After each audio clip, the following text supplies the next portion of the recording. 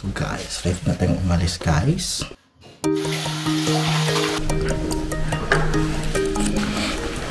Today we're heading from Barcelona to Madrid. I've got some cool stories lined up about the places we'll see. On our way to the metro, we're passing by the Sagrada Familia. This place is a major travel hub here. It is always buzzing. Ever seen the Spanish countryside in winter? It's mesmerizing.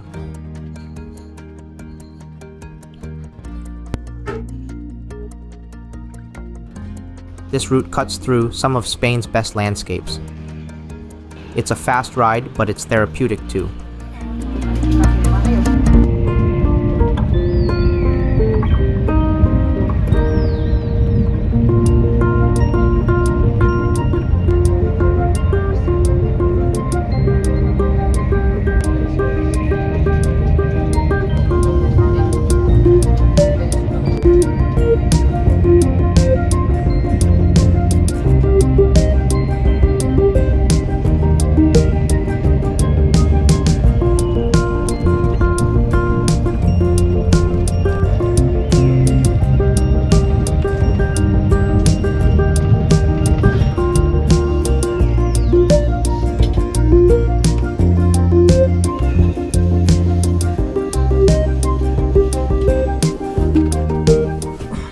And we've made it to Madrid, the heart of Spain.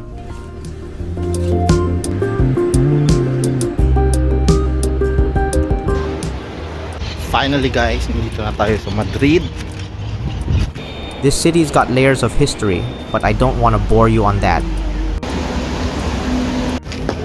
Nakakapagod guys, pero finally nandito na tayo. Parang Barcelona rin lang. Video dito no? Hindi naman. Sino yan? Hindi ko kilala. Huwag kang malikot kasi umula ang feeling namin. Maka-final destination. So guys, finally nandito na ako sa ano. Introduce ko kayo sa isang content creator rin daw siya. Wala. Oh, i-promote mo na yung channel. First stop, Jollibee, for a taste of home. Ito yung first place akong nagstay sa Madrid. Anyway, punta na tayo sa Jollibee. Funny how you find these familiar spots even miles away from the Philippines. Titikman tayo ng ano, Jollibee kung saan mas masarap, kung iba ba yung mga menu nila. Tingnan natin. So guys, may beer sila guys. Lahat ng fast food dito may beer. Uy, may spaghetti! Mag-ano ako, full meal ako, bahala ko. Asa, James, saan mas masarap na french fries? Sa Pilipinas o sa Spain? Same. Same lang daw. Kamay. Tastes like chicken. Mamaya mag-order ata ako ng spaghetti kasi hindi siya, wala siyang ganito sa Pilipinas, no? Influencer ng OnlyFans, punyeta. I'm an actor. There's a difference. Gusto niya pakita itong mga oso kasi ewan ko sa kanya. May difference yun. Wait lang. Sige, pag i-defend mo sarili mo. I-defend mo sarili mo. I don't have time for this.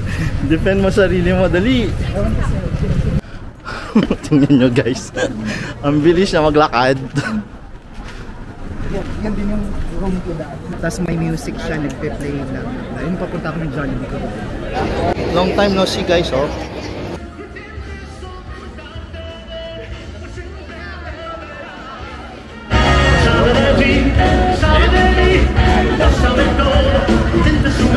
Wala yung ano.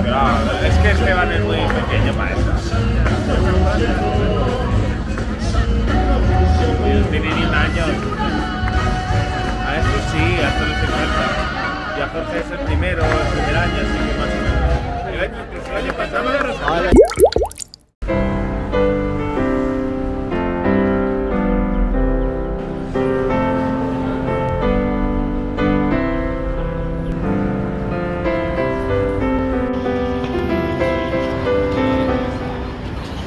says Plaza de Chueca. This is the center of Chueca, supposedly. So anong meron doon? So all, let's say, may Pride parties. Dito usually merong pagka-Pride Month kasi Madrid Pride is a global big celebration. Like last year, there were like at least 2 million tourists sa Madrid for Madrid Pride. So narinig niyo yung guys, yung explanation niya, historical explanation niya sa lugar na to. Ang tanong, yayaman ba ako pag malaman ko itong lugar na to? It's social history, it's integration to the society. Narinig niyo yun. Yun daw ang relevance ng sinasabi niya. Ano pa? Well, Oh, wow. So, sino dapat nanalo sa Miss Universe? I don't care. Kasi parang sa point of view ng Europeans, yun nga, sabi nga ng, let's say, ng friends ko dito, parang bakit so fixated ang ano, what's with beauty pageant na so fixated ang Pilipino? So ako guys, mag-play advocate ako guys, kasi sinasabi daw ng mga Europe, bakit daw fixated tayo sa beauty contest? Eh sila nga, fixated sila sa Eurovision, napakapangit ng mga music nila doon. Explain. So guys, hindi ko alam kung saan niya ako pinapapunta, pero nakikita ko yung mga background dito guys. Nasa element siya dito. Yung metro station mismo ng Banco de España, for the promo ng Casa de Papel, dinasign nila ng Casa de Papel. Kasi yan, hanapin mo yung maliit na pinto. So ano yan? Anong ibig sabihin yan? Guys, ito yung building ng Money Heist. Sa taas.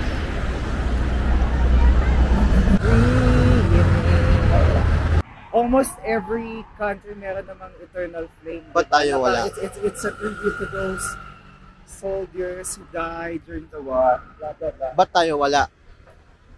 Eh, kinurakot na nila yung panggasolina ng Pilipinas. Ayun. Take it with a grain of salt kasi hindi kami nag-research ng maayos. Baka mag-comment kayo. This was Ito? Oo, so dyan ginagawa ang pera. So ito daw yung harap, pero mas malayo pa rin sa settings na napanood ko dun sa Money Heist. Pumasok ka, try mo kung mapanood. Yung iba nila yun, may CGI, may editing para it doesn't look the same. Gilid na yan, nasa likod tayo kanina yan, gilid na yan. Ah, ito pala yung gilid. So sa harap yung sa kabila. Entrance, ito. Tingnan niyo yung park nila guys. Walang-wala sa mga park natin kasi yung park natin ginawa ng pinagtayuan na ng building, tapos ginawa ng very narrow. So wala na talagang space. Pero before that, yung mga park sa Manila, kahit saang barrio or layon, may space talaga na malaki for parks. Ang initiative yung mga politicians natin. So ganun na lang talaga.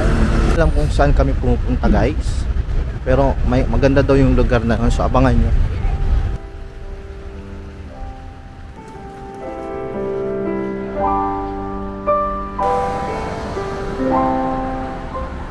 Ito yung Museo del Prado. Wala pa ako nakitang mga artifacts ng Pilipinas daw. Puro lang mga And may another eternal flame mo. And it's a tribute to those soldiers na. Parang 9 degrees lang pero ang lamig-lamig niya kasi super dry yung hangin. Bakit hindi gusto? Magkwento ka lang para hindi... Okay, kwento ko, ayun na nga, hindi nga lumalabas. Oh, yan, lumalabas siya, lumalabas rin sa ko. Oh, nakikita ko yung usok. Papunta dito yung hangin kasi. Oh. Oh, meron, oh. Tingnan mo. Ayan. Meron. Parang naman tayo mga ignorant.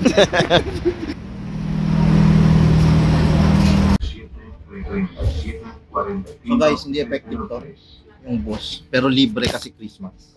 Hindi, libre talaga siya.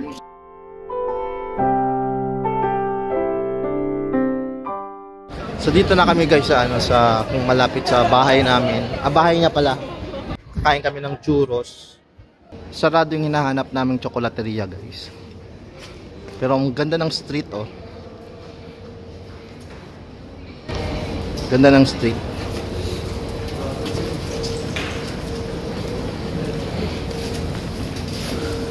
Guys, natatawa ako guys kasi pinaulit ko sa kanya yung explanation niya dito sa library na sarado.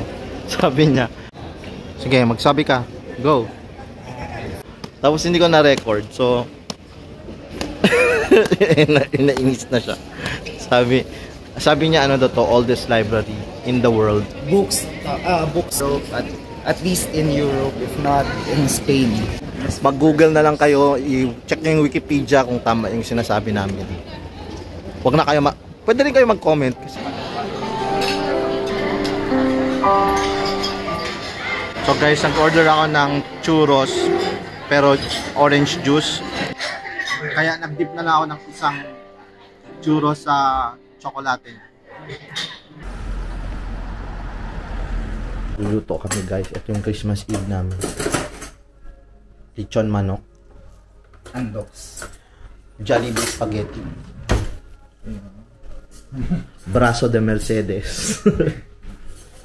Sobrang lamig guys dito guys. Parang lalagnatin ako sa lamig.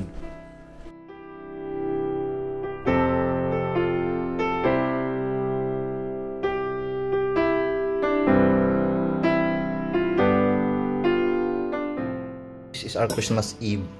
Merry Christmas. So ito yung ano.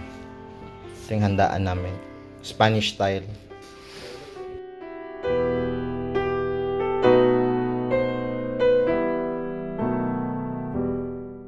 Pinapanood namin si Isabel Preisler, yung pinakasikat na Pilipina sa buong Espanya. Nuestra Señora Santísima Isabel Preisler, llena de gracia, Madre de Julio Enrique y Chávez. Amén.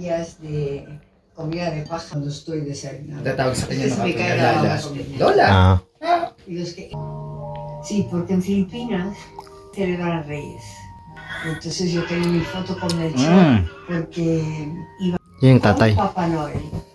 Una cosa muy especial, ¿verdad?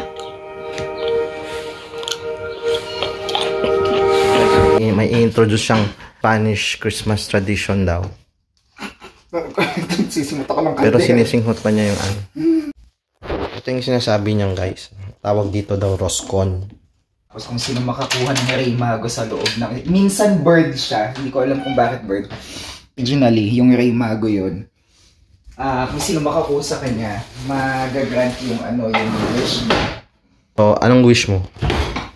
World peace. Ako, $42 billion. Tingnan natin kung totoo. Ayan na, ayan na.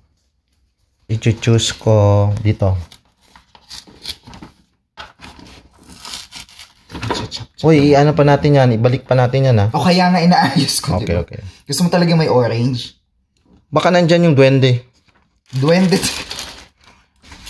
Tada! Oh. Ikaw muna ang pipili.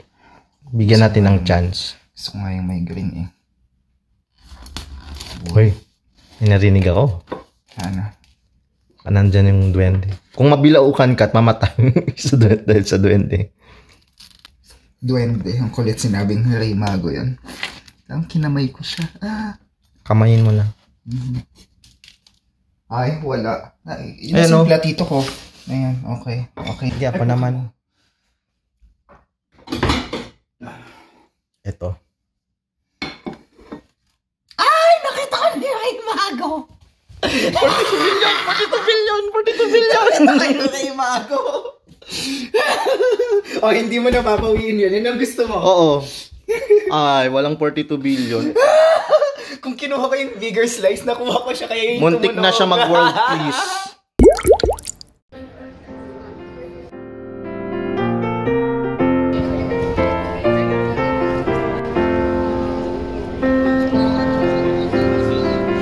Ano?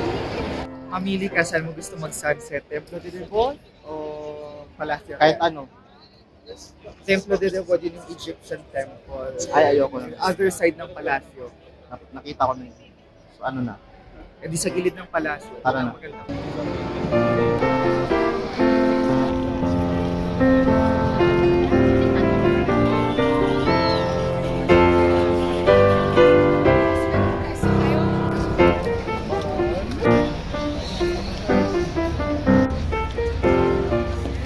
This is an actual ancient Egyptian temple, right here in Madrid, gifted to Spain in 1968. This temple is over 2,000 years Templo de old. Debo, the Egyptian temple, as in original is imported from Egypt. It was a gift to the Spanish government and now they want it back. So, magbibigay sila ng regalo tapos gusto nila gawin. Ayan mo. Look. Ayan pala, Reales saka Almudena. Yan daw guys. Royal Palace tsaka Cathedral. This isn't just any palace. It's one of the largest in Europe, boasting over 3,000 rooms. Guys, tingnan nyo yung car for scale para makita nyo kung gaano kalaki yung palace na ito. Although it's no longer the royal family's home, it stands as a symbol of Spain's rich history and opulence.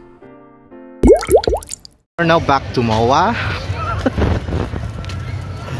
So, anong experience mo living here sa Madrid? Is it a good choice? Ha? A good choice ang pagtira dito sa Madrid? Magbigay ka ng feedback. I won't encourage kasi baka magka-influx ng ng immigrants and whatever, but I'm So guys, gine-gatekeep niya yung pag-immigrate ng mga Pinoy dito sa Madrid kasi gusto niya siya lang yung nag-iisang reyna. It's not just about Pinoy, it's about everyone. Makancel ka dito, bahala ka. I don't care. Barcelona or Madrid? Madrid, hands down. Kasi may trabaho siya dito guys, so wala siyang choice. Madrid, hands down.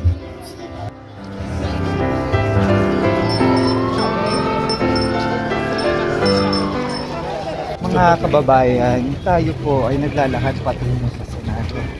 Andito po ang Senado. Apartment lang yan guys, Ayun. huwag ka maniwala. Ayun kasi lagpas na. Tagal mong mag-setup ng camera.